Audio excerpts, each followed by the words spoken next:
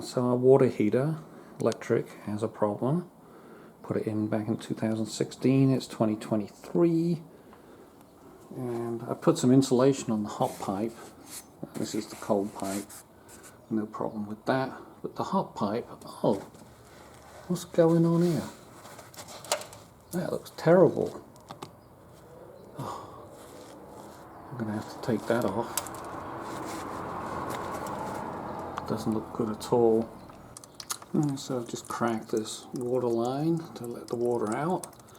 And this end seems to be in good nick. Although it's covered in black stuff, probably from the insulation. This end though, I'm not really sure about this. The other end looks like it's supposed to be brass, but I don't know why it's rusting. So I'm going to see if I can free it up and turn it. Otherwise, I have a problem because it's soldered onto the main house pipe. So I'd have to get somebody out to fix it.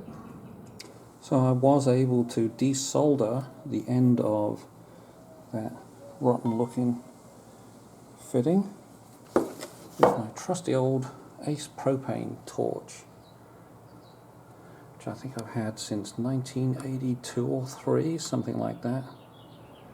Yeah, just about running out of fuel on it now, so I bought another tank. Must have been $6. So once it's been desoldered, I put on one of these fittings. So this is, he called it a shark bite fitting. It has inverted teeth that point that way and an O-ring on the inside. So I can still turn it, which might be handy.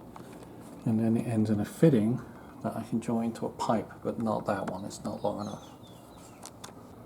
So I sandpapered the end down, got it nice and smooth all the way around, put a bunch of Plumbers grease on the inside where the O-ring is so that it would slide on nicely, and just shoved it on, and it went nicely on the end of the pipe. Alright, so I've got the 24-inch long copper convoluted pipe on, the water's turned on, there's no leaks, bone dry, both ends is dry.